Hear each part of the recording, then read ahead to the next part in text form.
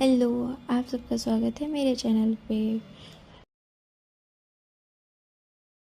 सभी को एक चीज़ बता दूँ कि मैं अपने पिछले लेक्चर में हमने देखा था ग्रोथ और डेवलपमेंट, उसके प्रिंसिपल्स और factor affecting growth and development देखा था। और आज हम बात करते हैं अब दूसरे टॉपिक माइलस्टोन के बारे में। पीडियाट्रिक का जो सेकेंड यूनिट है उसके जो नेक्स्ट ग्रोथ और डेवलपमेंट प्रिंसिपल और फैक्टर अफेक्टिंग के बाद जो है वो माइलस्टोन आता है। तो आज हम बात करते हैं माइलस्टोन। माइलस्टोन का मतलब है कि जो एक बच्चा है वो उसका डेवलपमेंट कैसे हो रहा है, वो अपने ऑर्गन्स की और अपने बॉडी में कौन कौन सी चीज़ें जो है वो एज वाइज ये मंथ वाइज कैसे डेवलप हो रही है। तो आज हम उसकी बात करेंगे। तो अगर हम माइलस्टोन में देखें तो माइलस्टोन जो है वो कई चीज़ों में डिवाइड है। जैसे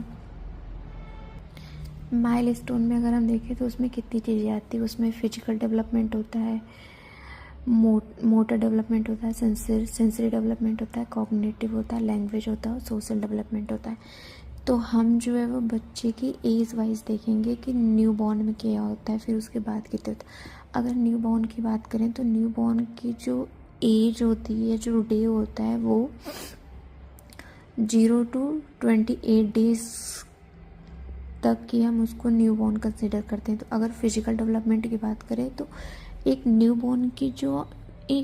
बॉर्न का जो वेट होता है वो 2.5 से 3.5 kg होता है। और जब एक बच्चा जन्म लेता है तो उसके फर्स्ट वीक तक उसका वेट जो है वो डिक्रीज़ होता है। फर्स्ट वीक के बाद जो है वो उसका वेट बढ़ना स्टार्ट होता है। तो उसका वेट जो बढ़ता है 500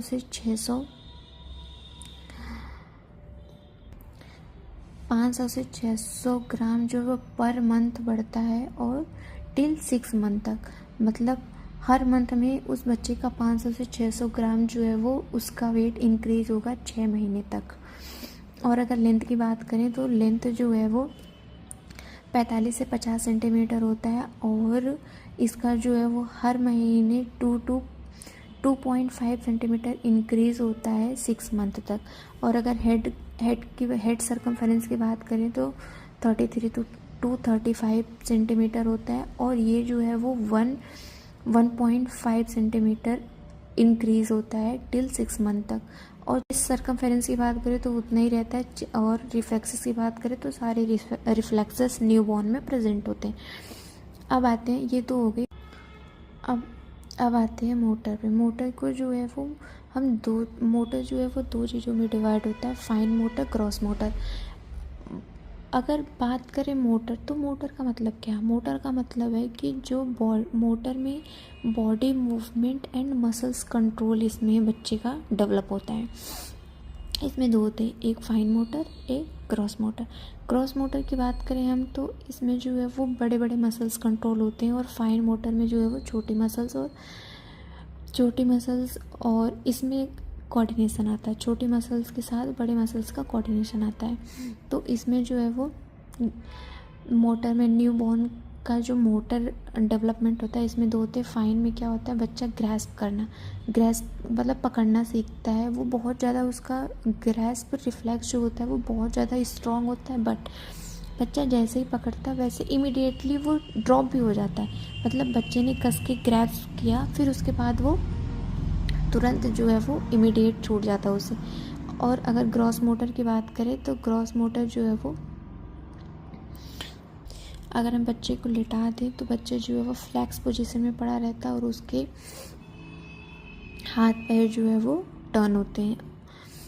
और अगर सेंसरी की बात करें तो सेंसरी में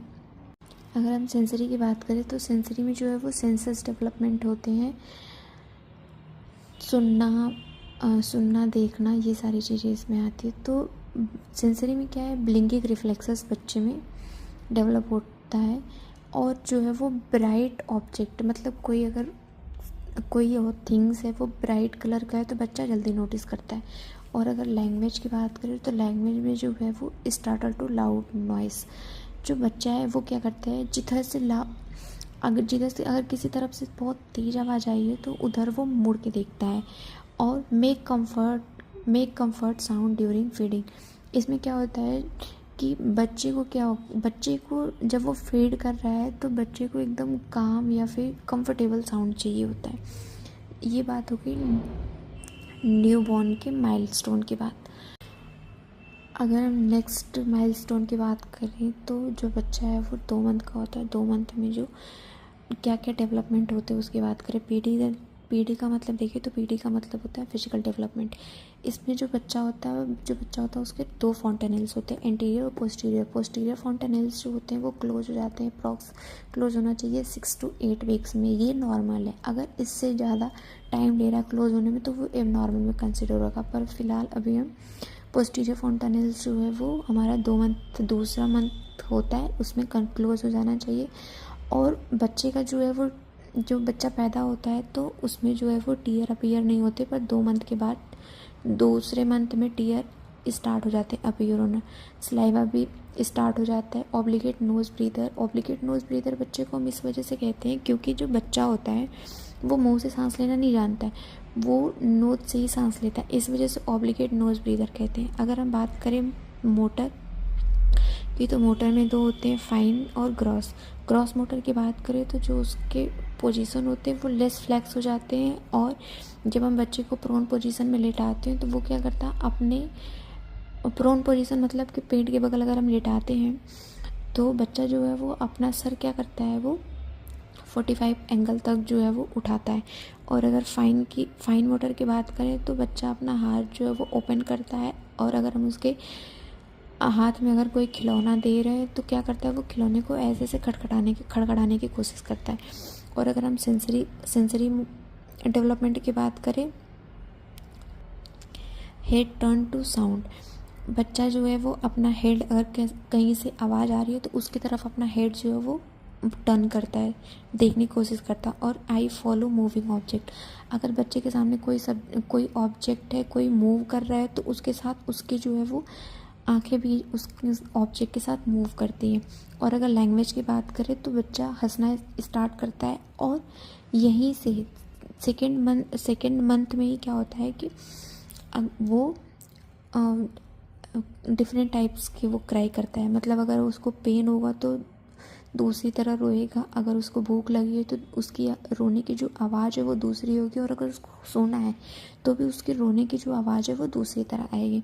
और अगर सोशल की बात करें, सोशल जो है वो अपनी माँ को देख के स्माइल करता है और अटेंशन पाने के लिए वो क्या करता है वो रोता है। तो ये हो गया 2nd मंथ तक की माइलस्टोन हो गई।